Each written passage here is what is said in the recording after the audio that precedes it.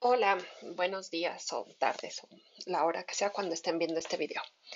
El tema principal del bloque que estamos comenzando es demostrar tres teoremas, el teorema de Green, el teorema de Stokes y el teorema de Gauss, que de alguna manera son una generalización del teorema fundamental del cálculo.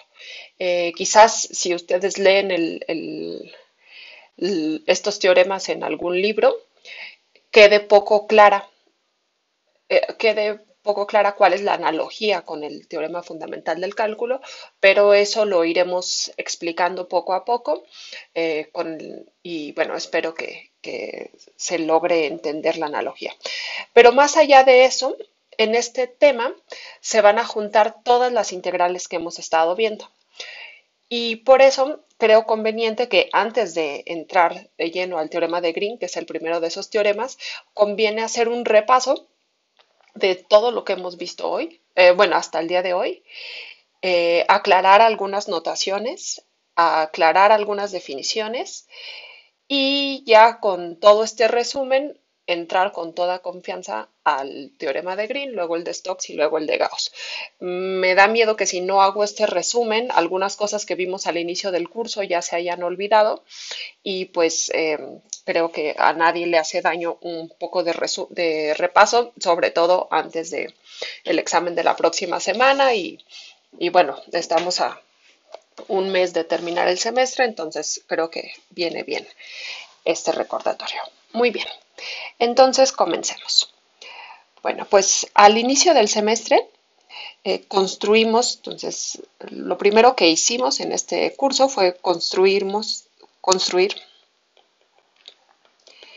la integral de Riemann para funciones eh, que llamamos Riemann integrables, que básicamente eran funciones, bueno, esto era para funciones definidas en un subconjunto A de Rn con codominio R. ¿Y qué le pedíamos a este tipo de funciones? Pues la primera condición es que A tenía que ser Jordan medible. Vimos varias equivalencias del significado de un conjunto Jordan medible, pero quizás la más clara es que su frontera tiene contenido cero. ¿Sí? Contenido cero y bueno, acotado. ¿Sí? Siempre, siempre. Dos, le pedíamos a la función f que fuera integrable en A. ¿Y eso qué significaba? Pues básicamente que f fuera acotada, eso era siempre, bueno, siempre salvo en las integrales impropias. Y lo otro que salía del teorema de Lebesgue es que el conjunto de discontinuidades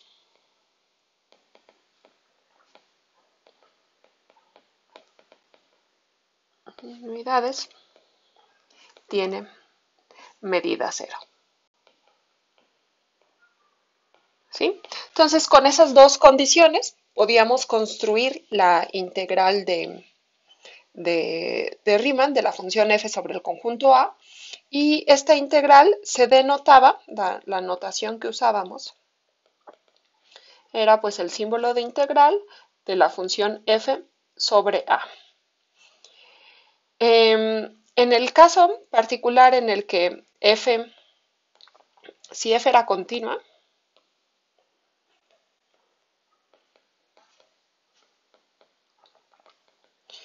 entonces podíamos usar el teorema de Fubini y descomponer esta integral que tenemos aquí como una integral iterada. Una integral iterada de funciones, perdón, bueno, sí, de una integral iterada de función de integrales de cálculo 2, ¿sí? Entonces, por el teorema de Fubini,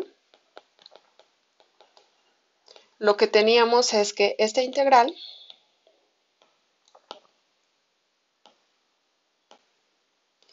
se ve como la integral, lo voy a poner así, de A1 a B1, de A2 a B2, de A3 a B3, y así nos íbamos hasta ANBN, ya no de la función f, sino de la función f sub a.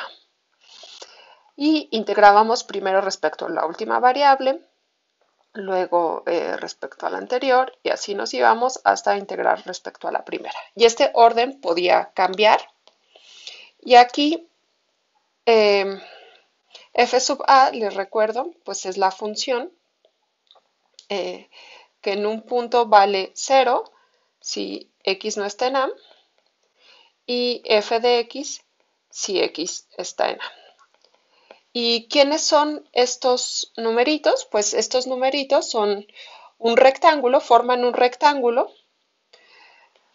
tal que A se queda contenido en ese rectángulo. ¿Sí? Cuando A es Jordan medible, el teorema de Fubini y la función f es continua en A, pues esto solo es discontinuo en los bordes de A, y en cada uno de estos intervalos va a estar bien definida esta integral y no va a haber problema. Propiamente esto lo hacíamos cuando A era, aquí no terminé de poner, A está metido en este rectángulo, y en realidad esto es más claro si A es exactamente este rectángulo. Pero muchas veces lo que hacíamos era considerar conjuntos A, que eran X simples o Y simples, o Z simples, dependiendo del espacio en el que estemos trabajando, que básicamente lo que es, en el caso de R2, les recuerdo, pues tienes la gráfica de dos funciones definidas en un intervalo, y este es el conjunto A. O pueden ser funciones definidas sobre el eje y este de aquí es el conjunto A. Y en ese caso, una vez que hacíamos esta descomposición, dependiendo si era x simple o y simple, pues iba a ser el orden de integración. Y en estos casos, como la función f sub a, digamos, si metemos, en este caso particular, metemos al conjunto en un rectángulo, entonces para cualquier x fijo, cuando cuando la y, supongamos que esta de aquí es phi de x y esta de acá es psi de x. Entonces, si la y es mayor que phi de x o menor que psi de x, la función vale 0. Entonces, basta integrar, aquí los límites lo cambiamos, iría de phi de x a, perdón, al revés, de psi de x a phi de x. ¿Sí? Y bueno, en este caso concreto, en realidad ni siquiera la integral se vería así, sería como una doble integral simplemente, donde vamos de psi de x a phi de x, y luego de, supongamos que este es a y este es b, de a b, de la función f, bueno, f sub a la dejo, de x, y aquí primero estamos integrando respecto a y luego respecto a x. ¿Sí?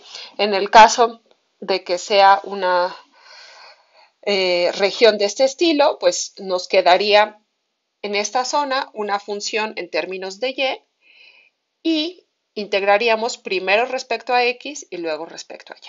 Ok. ¿Qué más sabemos de este tipo de integrales? Bueno, teníamos varias herramientas para integrar. Entonces, las herramientas que teníamos, pues eran básicamente descomponer la región A,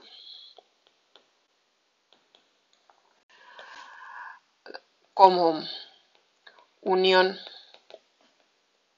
de regiones x simples, bueno, de regiones simples, ¿sí? Ya sean x simples, y simples o z simples.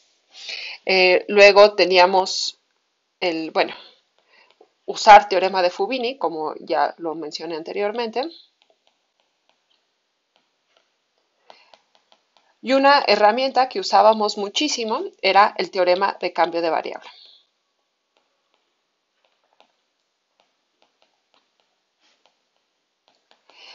Y estas dos herramientas, ya sea solas o combinadas, nos permitía reducir el problema de integrar una función f sobre una región en Rn se reducía a integrales iteradas sobre intervalos en R. ¿Sí? El teorema de Fubini, pues ya vimos cómo, pero también el teorema de cambio de variable, porque si queríamos integrar, por ejemplo, en una bola, pues lo que hacíamos es ver a la bola como la imagen de un rectángulo, y cuando es un rectángulo ya es súper fácil integrar así. Muy bien, estas eran las herramientas. Luego hay varias notaciones y en particular, déjenme pues algunas ponerlo aquí caso por caso. Cuando estamos integrando sobre un conjunto A, que es un intervalo que vive en R, pues entonces la integral de Riemann sobre este intervalo no es otra cosa más que la integral de cálculo 2 que ya sabíamos calcular y que lo denotábamos de esta manera. Entonces, en el caso de intervalos en R, nuestra notación se vuelve la notación de cálculo 2. Pero teníamos otras notaciones. Por ejemplo, si f estaba definida en una región de R2 y bueno, el codominio es R, entonces la integral de f sobre d tenía varias maneras distintas de denotarse. Una obviamente era la que hemos estado usando, pero también se puede denotar, lo pueden encontrar en los libros o en la guía, a veces pongo una notación distinta. Como, por ejemplo, al Marsden le gusta mucho poner dos integrales, como para denotar que, pues esto lo puedes llevar a la iteración de dos integrales de cálculo 2. O a veces le ponen la integral de f sobre d y ponen aquí un respecto a d. Esto es así como para denotar respecto a la región d. ¿Sí? Otra, que esta creo que también usa el Marsden, es la integral f sobre d y le ponen dA, y esto aquí es como el A viene de área y luego le llaman a estas integral de área.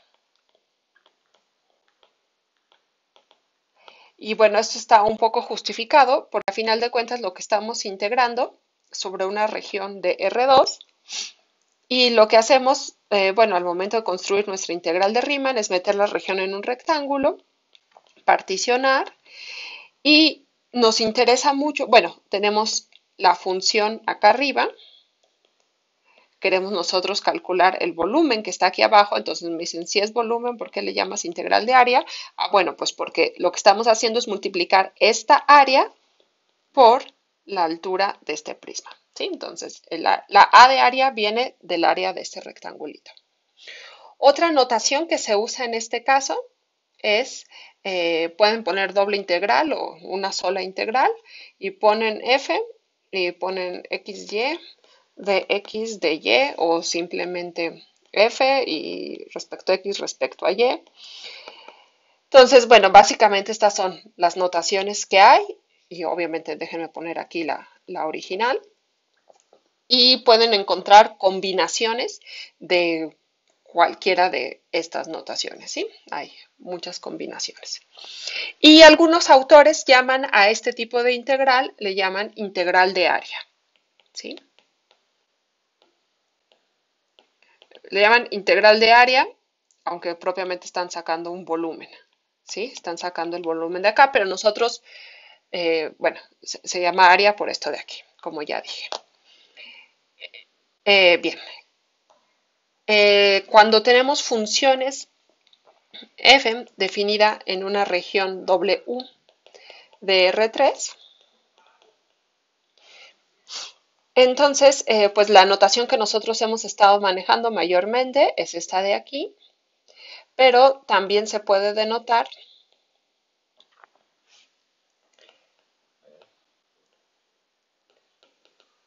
por cualquiera de las siguientes notaciones, ¿no? Pueden ser tres integrales para denotar que estamos en R3 de la función f, o puede ser la integral de f sobre w y ponen un dw para indicar que estamos integrando respecto de W. Pueden encontrar también esta, y aquí ponen dB, que es de volumen. Y nuevamente, porque cuando están integrando, imagínense que W es un cubo, para que me salga el dibujito, pues para poder integrar, ustedes hacen una partición del cubo y pues integran respecto a cada uno de estos cubitos, que consideran pues el volumen de este cubo por el valor f de algún punto, o el supremo de la función f en este punto, o el ínfimo de la función f en este punto, dependiendo si están tomando sumas de Riemann o sumas superiores o sumas inferiores. Ok, pues bueno, también pueden encontrar unas tres integrales y ponen fx, y, z, dx, dy, dz. Y bueno, cualquier combinación de estas de aquí también suelen aparecer en los libros. Y hay veces que le llaman a esta integral de volumen, aunque nuevamente aquí están sacando un volumen de 4 dimensiones. Ok. Eh, Esto es respecto a lo que vimos en los primeros dos bloques del curso. Básicamente lo que hicimos fue trabajar con este tipo de funciones y calcular este tipo de integrales. Luego, comenzamos a integrar sobre trayectorias. Entonces, lo siguiente que vimos fueron integrales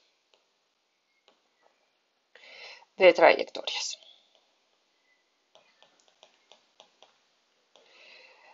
Y pues aquí lo que teníamos era una trayectoria definida en un intervalo. Casi siempre le pedíamos que fuera de clase C1 o de clase C1 por pedazos, y considerábamos su imagen, la denotábamos por C. Y pues en este caso lo que estoy diciendo es que gamma es una parametrización de la curva C.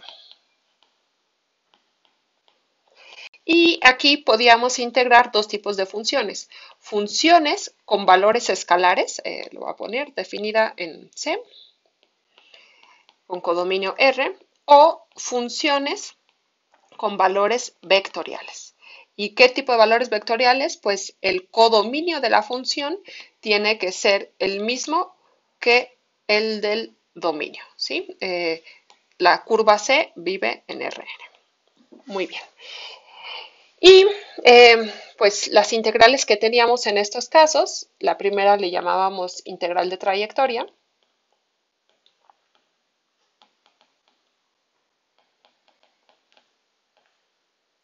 Y pues nosotros la denotábamos así, integral f sobre gamma de s, y se definía como la integral de AB de f de gamma de t por gamma prima de t, la norma de gamma prima de t de t. Y noten que esta de aquí es una integral de cálculo 2. Otras notaciones que pueden aparecer por ahí es la integral de f sobre la curva C, y ponen aquí igual ds, o hay otros autores, creo que Páez usa esta de aquí, ponen respecto a la parametrización gamma sobre la curva C, esta pues también está buena. Y en este tipo de integrales no importa la orientación de gamma, ¿sí? El valor de la integral va a ser el mismo, ya sea si empezamos en un punto y acabamos en otro, o recorremos la curva en sentido opuesto. Sin embargo, si la curva C que yo dibujé aquí la recorremos haciendo cosas raras, o sea, primero yendo, regresamos, vamos, regresamos y hacemos tonterías a lo largo del camino, el valor de la integral sí va a ser distinto a considerar un recorrido simple, ¿no? Un recorrido inyectivo, digamos. El otro tipo de integrales que definimos en este caso fueron las integrales de línea, que eran integrales para las funciones vectoriales. Y entonces estas las denotábamos como f punto ds, y se definía como la integral de AB de f evaluada en gamma de t producto punto el vector velocidad, es decir, gamma prima de t. Y esto lo integrábamos respecto de t. Otras notaciones que pueden encontrar por ahí es la integral sobre c de f o la integral sobre c de f punto de gamma. Y en el caso particular en el que la curva es una curva cerrada, es decir, si gamma de A es igual a gamma de B, entonces este tipo de integrales se suelen denotar con un circulito aquí, ¿sí? Y bueno, van a ser las mismas, ¿no? Puede ser f punto ds y le ponen un circulito o f punto de gamma. Muy bien. Sin embargo, en este tipo de integrales sí importa la orientación de C y por lo tanto si usan notaciones, por ejemplo, de este estilo en el que no me dicen quién es la parametrización, si usan este tipo de notaciones, aquí sí es necesario, o sea, si les digo, calcúlenme esta integral, ustedes me dicen, oye, pero ¿cómo recorro C? Porque dependiendo de cómo recorra C, va a ser el signo de la integral. Entonces aquí sí es necesario especificar si la orientación de C, ¿sí?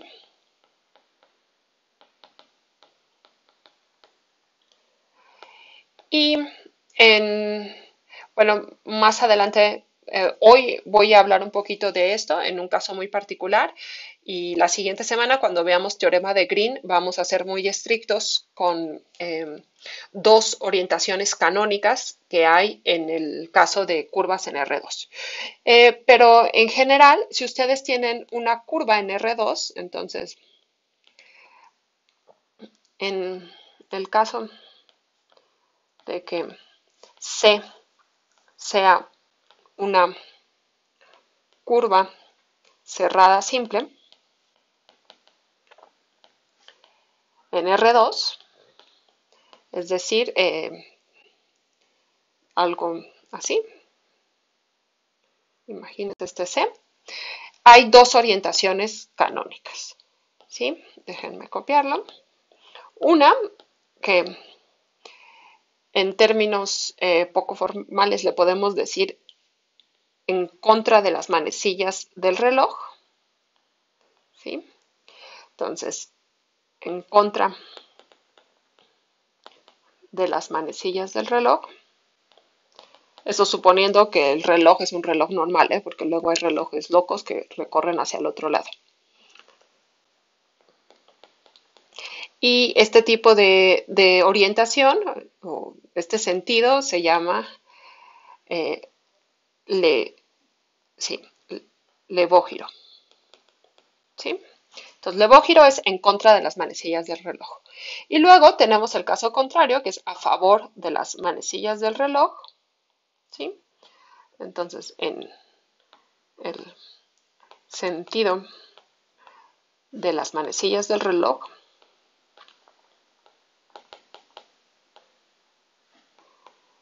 y esto se llama dextrógiro.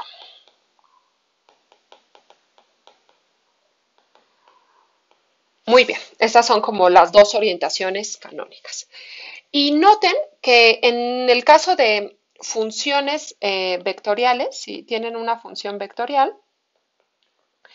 eh, definida en, digamos, en mi trayectoria C, que vive en Rn a Rn, aquí sí, si yo voy, digamos, voy a hacer un dibujo de mi trayectoria, supónganse que esta es mi trayectoria, esta es mi curva C, y la trayectoria va, pero luego regresa y luego vuelve a ir. ¿Qué pasó en este ir, regresar y luego volver a ir? Noten que estos dos primeros movimientos, estos dos que están aquí, el primero va en un sentido y el siguiente en otro. Es decir, que la integral en este intervalo es menos la integral en este intervalo. Entonces, esto de aquí se va a cancelar con esto de aquí. Quiere decir que si yo hago este recorrido, voy, regreso, a ver, déjenme mejor marcarlo con este, voy, regreso y luego me sigo, y integro la función f sobre ese recorrido, o sea, la trayectoria gamma, lo que hace es ir, regresar y luego se sigue. Pues entonces la integral de f va a ser lo mismo que sobre otra parametrización, digamos sigma, que lo que haga es portarse bien e irse en un solo jalón. ¿Por qué? Pues porque esta ida y este regreso se cancelaron. Ok, bueno, esto es nada más una observación. Y lo otro que quiero que noten, bueno, ya lo había mencionado, pero déjenme enfatizarlo, es que tanto esta integral como las integrales de línea, las dos se reducen a integrales de funciones de R en R, ¿sí? Las dos se reducen. En este caso, en el primer caso, la función G, pues ¿quién sería? Sería f en gamma de t por la norma de gamma prima de t. Y en el segundo caso, G de t sería f mayúscula en gamma de t producto punto gamma prima de t. Y al hacer este producto punto, esto se hace un escalar que vive en R. ¿Sí? Entonces, estas dos integrales, que las definimos como algo nuevo, en realidad son integrales de cálculo 2 y no debería haber ningún problema para calcularlas. Ok. El siguiente tema que vimos fueron las integrales de superficie.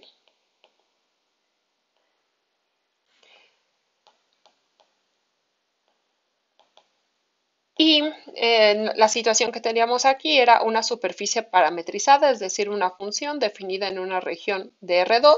Normalmente D era un rectángulo, pero podría ser un círculo, podría ser, no sé, un triángulo, algo que les acomode para parametrizar. Y el codominio que estuvimos manejando es R3, ¿sí? Y le pedíamos aquí que fuera de clase C1. Entonces la imagen, que era la superficie parametrizada por phi, vamos a denotarla por omega. Y supongamos que tenemos una función escalar definida en omega y una función vectorial también definida en omega, continuas. Entonces definimos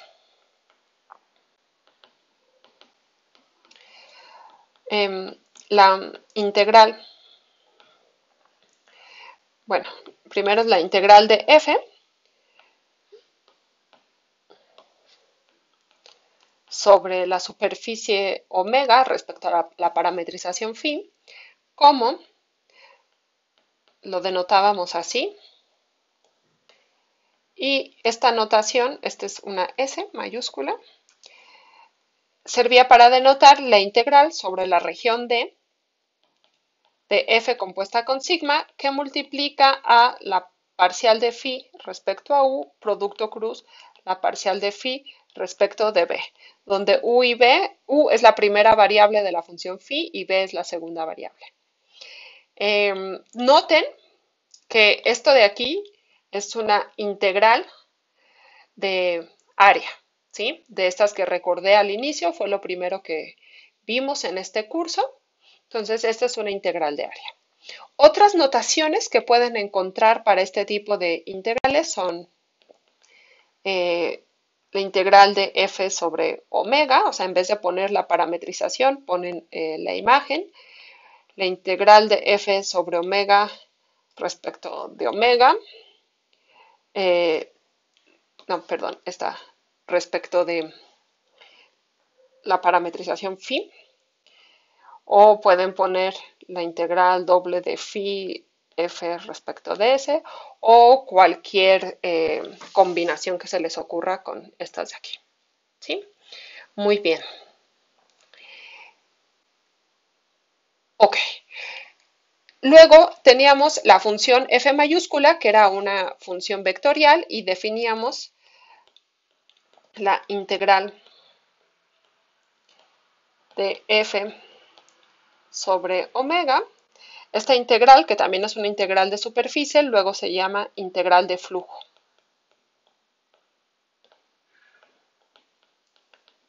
Muy bien. Y esta se definía como la integral de la función f punto ds sobre phi. Y la definición era la integral sobre la región D de la función f compuesta con phi, producto punto, la parcial de phi respecto de u, producto cruz, la parcial de phi respecto de b. Y noten nuevamente que esta de aquí es una integral de área, de las primeras que vimos al inicio de este curso. Entonces, las integrales de superficie, que podrían parecer muy rimbombantes, no son otra cosa más que integrales de área que los primeros 2 meses del curso aprendimos a calcular. Muy bien. Otras notaciones que pueden aparecer son la integral de f de punto ds sobre la imagen, o la integral de f punto de phi sobre la imagen, o a veces le ponen dos integrales, f punto ds sobre phi o sobre omega, dependiendo aquí, ¿no? Que quieran. Solo que hay que tener muchísimo cuidado con este tipo de notación o cuando le ponemos un omega a esta de aquí. ¿Por qué? Porque en este tipo de integrales sí importa la orientación que nosotros le demos a la superficie. Puede cambiar el signo de la integral. Entonces, cuando usemos esta notación, es muy importante especificar cómo está orientada mi superficie omega. Y en particular, cuando estamos trabajando en superficies cerradas, simples, digamos la superficie de una papa, pues hay dos orientaciones canónicas, al igual que las curvas en R2. Ay, no copié bien. ¿Ok? La primera orientación es la que se suele llamar positiva, aunque bueno, no, eso de positivo o negativo es una convención, pero digamos, la primera orientación canónica es cuando el vector normal apunta siempre hacia afuera de la superficie. Y la otra orientación es cuando el vector normal siempre está apuntando hacia adentro de la superficie. Esto en el caso de superficies cerradas simples es más o menos obvio, incluso por ejemplo si estamos trabajando en un toro, pues como que sí está claro hacia dónde es afuera y hacia dónde es adentro. Pero si estamos trabajando en otro tipo de superficies, por ejemplo una gráfica de una función, pues no está muy claro dónde está afuera y dónde está adentro, ¿no? Podemos decir arriba y abajo, en el caso de que sea una gráfica, pero por ejemplo, si tenemos una hojita de papel ahí, pues ya no está claro dónde es arriba, dónde es afuera, dónde es adentro, dónde es abajo, ¿no? Muy bien. Pero bueno, en el caso de superficies cerradas, que son las que vamos a trabajar en el teorema de Gauss, está claro afuera y adentro. Ok. Bueno, hasta aquí ha sido un repaso. Luego, eh, creo que no precisé una definición en el tema anterior, así que déjenme hacerlo ahorita en el caso de superficies, que lo vamos a necesitar más adelante, pero también lo vamos a necesitar en el caso de trayectorias. En el caso de trayectorias no lo habíamos usado, pero en el de superficies creo que sí apareció en su tarea, entonces déjenme nada más precisarlo por aquí. Y luego vemos el caso de las trayectorias y terminamos el video de hoy. Muy bien. Entonces, ese tema que no precisé muy bien, creo, es las superficies por pedazos.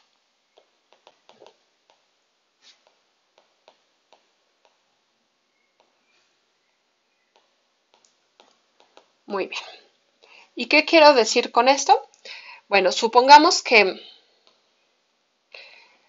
tenemos una región en R Lo podemos hacer en Rn, no importa mucho, aunque las superficies que hemos trabajado son todas en R3, ¿sí? Entonces, diremos que esta región es una superficie por pedazos.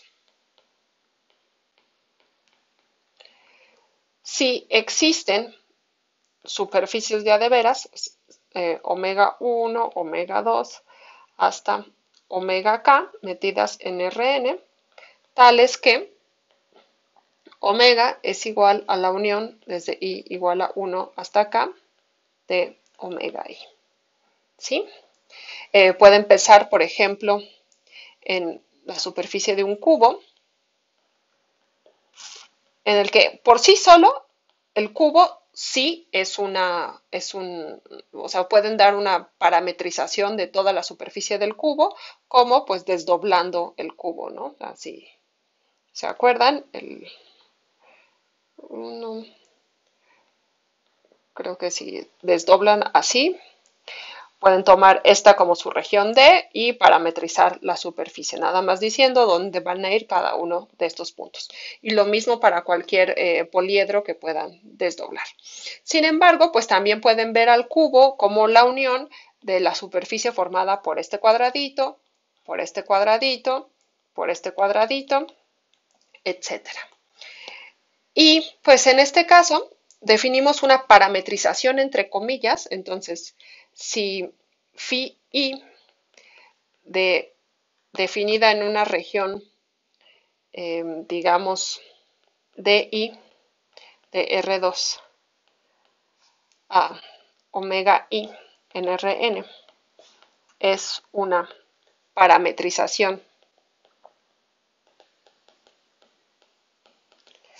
de omega i, diremos, pero esto es pura notación, no tiene ningún significado real. Bueno, sí tiene en un caso, pero bueno, diremos que la unión de estas phi-is, desde i igual a 1 hasta acá, la cual denotaremos por phi, es una parametrización de omega. Ahora, propiamente esto, les digo, es pura notación. Eh, es posible que esta unión no sea una función. Y a ver, ustedes me pueden decir, oye, Natalia, ¿cómo que la unión de funciones es una función? Y yo les digo, pues sí, acuérdense que una función es un subconjunto, es una relación, ¿no? Y todas las relaciones son un subconjunto del producto cartesiano, entonces como subconjuntos se pueden unir perfectamente. Pero esto no es una función y en particular si los dominios tienen intersección no vacía, y las funciones no coinciden en esa intersección, pues no va a ser una función. Pero si todos los dominios son disjuntos, esta unión sí es una función y entonces pues podríamos hablar de una parametrización. Pero bueno, eso es un caso particular. Cuando no sea el caso, pues simplemente lo denotamos así y ya está. ¿Sí? Otra notación que pueden encontrar para denotar a lo mismo es phi1 más hasta phi k. ¿Sí? Son notaciones simplemente. Y en este caso definimos la integral respecto a estas parametrizaciones, las phi, de una función f minúscula respecto a la superficie S, como la suma desde i igual a 1 hasta acá de las integrales de superficies de la función f respecto a cada una de las parametrizaciones. Esta definición que estoy poniendo aquí depende exclusivamente de quiénes sean estas parametrizaciones y cómo se comporten entre sí. Y análogamente, si tomamos ahora una función vectorial, definimos la integral de flujo sobre esta superficie como la suma de las integrales de flujo, ¿sí? Respecto a cada una de estas parametrizaciones. Y de nueva cuenta, en este caso no importa mucho la orientación que le den a cada una de estas de aquí, pero en esta sí que va a importar, ¿sí? Entonces, digamos, no pasa nada si una cara la orientan hacia un lado y, no sé, una cara del cubo la orientan hacia acá y la otra la orientan hacia adentro, pero el resultado sí va a ser distinto de si está orientado, digamos, todo hacia afuera o todo hacia adentro. Y normalmente, en el caso de superficies cerradas, o se orientan todos para afuera o se orientan todos para adentro. Y este tipo de descomposición sirve mucho para integrar sobre superficies que es más fácil definirla, como lo indica el nombre, por pedazos. Por ejemplo, si tienen un pedacito de esfera montado sobre un pedacito de cono, este es el lado, pues es más fácil primero parametrizar el cono, luego parametrizar el pedazo de esfera y cuando quieran integrar sobre esta región, pues integran, perdón, primero sobre el cono y luego lo suman a la integral sobre el pedazo de esfera. Otro ejemplo, pues son los poliedros, ya les dibujé el caso del cubo, puede ser un tetraedro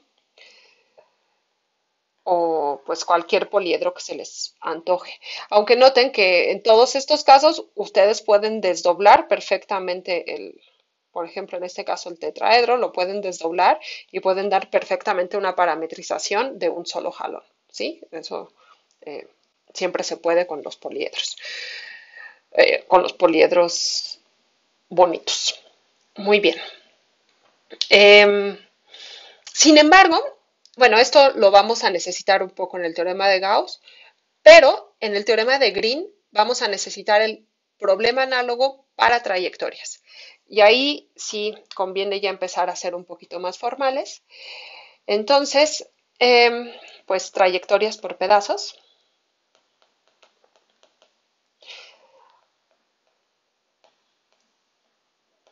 Muy bien, entonces nosotros, sí, por pedazos o, bueno, sí, por pedazos.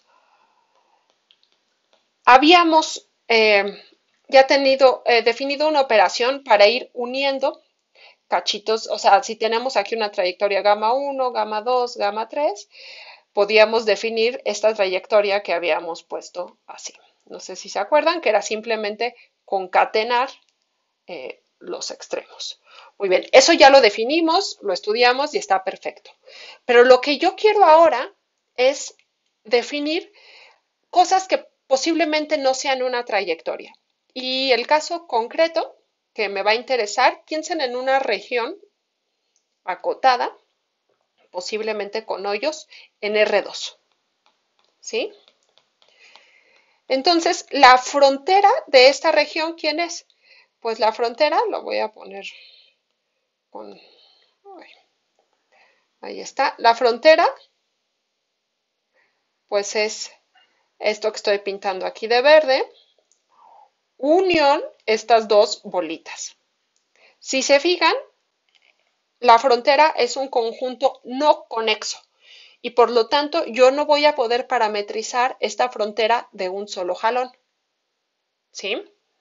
Entonces, ¿qué tengo que hacer? Pues parametrizarla por pedazos. Entonces, dividirla en, digamos, la parte de afuera se va a llamar C1, esta de aquí C2, C3 y toda la frontera de mi región, digamos que se llama D, pues va a ser la unión de C1 con C2 con C3, ¿sí?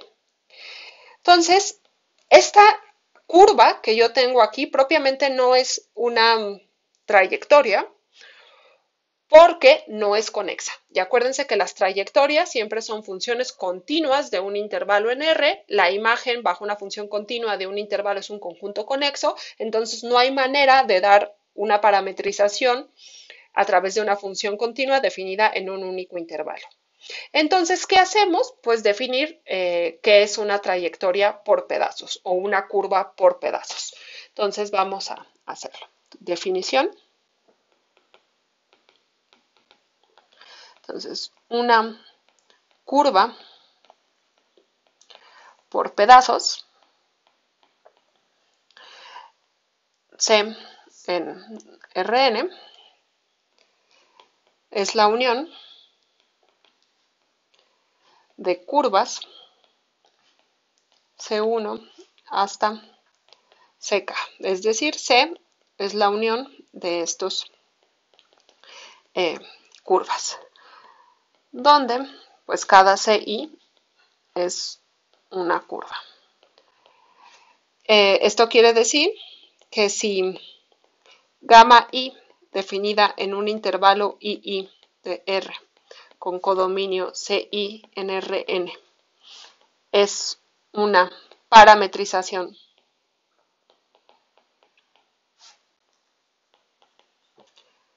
de CI, entonces definimos, y esto es pura notación nuevamente, gamma como la unión de las gamma i's, y diremos que es una parametrización de gamma. Pero esto es igual, es una expresión. No estoy diciendo que la función gamma sea, no estoy diciendo que gamma sea una función, porque si los dominios son no disjuntos, esto puede no estar bien definido y por lo tanto gamma no va a ser función. Si los dominios, estos intervalos I sub I, son disjuntos, pues esto de aquí sí es una función y entonces esta de aquí pues sí es propiamente una parametrización. Pero en el caso de que no lo sea, no pasa nada, simplemente digo pues es una parametrización de una curva por pedazos y yo la denoto así. Y en este caso podemos definir la integral sobre C de una función escalar, al igual que lo hicimos con las superficies, como la suma desde i igual a 1 hasta k de las integrales, perdón, lo voy a poner aquí respecto a gamma para que ser más, ¿cómo se dice? Respetar la notación que habíamos estado trabajando, entonces va a ser las integrales, perdón, aquí es una integral de trayectoria sobre gamma i y sumamos todas las trayectorias. Y lo mismo para funciones vectoriales, definimos las integrales de línea sobre gamma como la suma desde i igual a 1 hasta k de las integrales de línea sobre cada una de las trayectorias gamma i. Muy bien. En este caso, cuando f es una función escalar, no importa mucho la orientación, pero evidentemente en este caso sí importa y pues todo dependerá de cómo estén recorriendo las trayectorias, las gamma i. Ok. Y otra notación que podemos encontrar por ahí es a gamma, bueno, la denotamos como la unión de las gamma i's, pero también se le puede denotar como gamma 1 más hasta gamma k. ¿Sí? Son notaciones. A mí en lo particular me gusta esta de aquí porque cuando los dominios son disjuntos, pues esto sí es una función bonita y parametriza bien. Ok. Bueno, como ya les mostré con este ejemplo, una trayectoria por pedazos, su imagen puede ser un conjunto no conexo. Y en el caso que nos va a interesar a nosotros, ya con esto termino, es cuando tenemos una región D en R2 bonita. Es una región bonita. Entonces, ¿qué quiere decir esto? Pues puede ser una región elemental. Acuérdense que elemental es unión finita de regiones X simples, Y simples, etc. Pues bueno, un conjunto Jordan medible ya es suficientemente bonito, puede ser algo convexo, no sé, algo lo que en su imaginación les aparezca cuando digo una región bonita. Ok, y vamos a considerar la curva C, que va a ser una curva por pedazos, determinada por la frontera de la región. ¿Sí? Entonces, déjenme hacer nuevamente Bueno, primero hago un dibujo aquí. Supongamos que esta es mi región D. Entonces, como estamos en R2, ¿sí?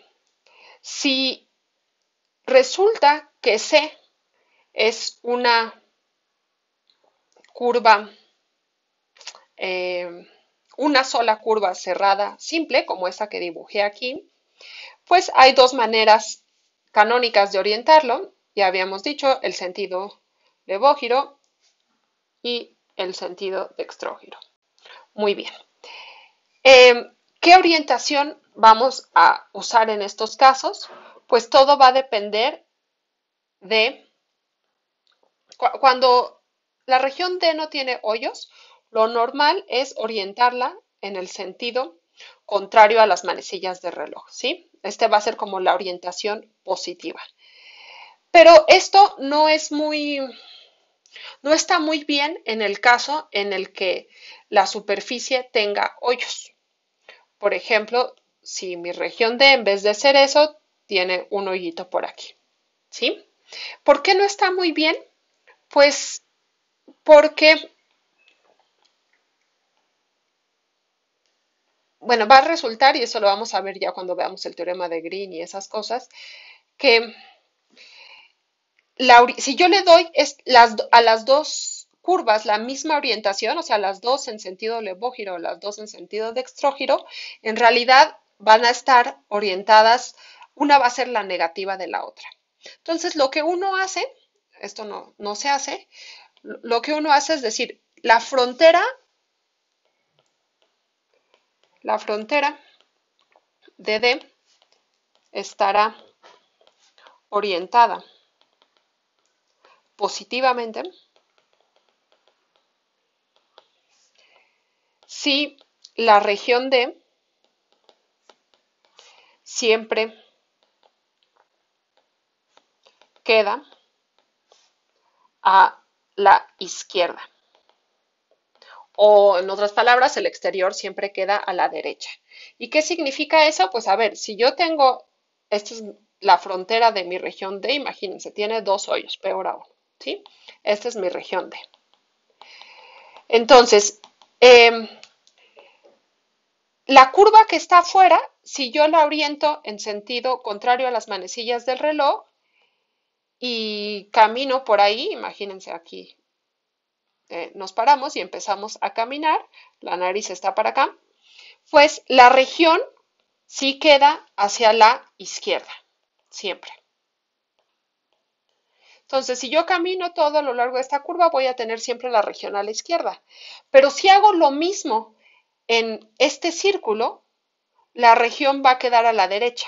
Entonces, en los círculos internos es necesario darle la orientación contraria, ¿sí? Y aquí no va a haber ningún problema. Si yo comienzo a caminar, aquí está mi mano izquierda, aquí está mi nariz, entonces la región va a seguir siempre a la mano, al lado izquierdo respecto al sentido en el cual estamos caminando. Ok, entonces cuando la frontera de D esté orientada de esta manera, es decir, la recorremos de manera que la región siempre quede a la izquierda o el exterior siempre quede a la derecha, diremos que en este caso diremos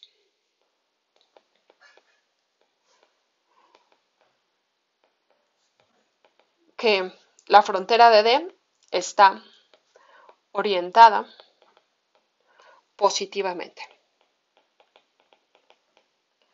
Y lo vamos a escribir normalmente así o así, dependiendo. C, recuerden, era la frontera de D. Y en caso contrario,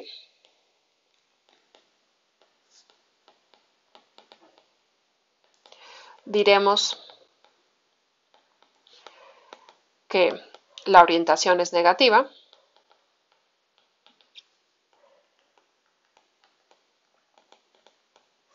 y lo escribiremos como C menos o esto de aquí. Y pues imagínense, yo les doy D una región de R2 y les digo, a ver, calcúlame la integral del campo vectorial F sobre la frontera de D, pues les digo, aquí hace falta especificar el sentido en el cual estamos estamos orientando a la frontera de D, pero si les pongo así, ya no debe haber pierde. Si les pongo así, dice, pues esta está orientada en sentido positivo. ¿Eso qué significa? Que la región D siempre queda del lado izquierdo eh, respecto al sentido en el cual vamos caminando. Muy bien. Como hoy es Día del Niño y mañana Día del Trabajo, hoy no hay quiz, pero la próxima semana sí habrá varios quiz y demostraremos el teorema de Green. Bueno, comenzaremos el lunes a entender qué dice el teorema de Green y yo creo por ahí miércoles, viernes terminaremos con la demostración. También la próxima semana vamos a dar una forma analítica para definir cuándo la frontera de una región está orientada positiva o negativamente en términos del vector normal a la curva. Pero bueno, eso lo vemos la próxima semana. Muy bien, pues eso es todo por hoy y espero que estén muy bien. Nos vemos.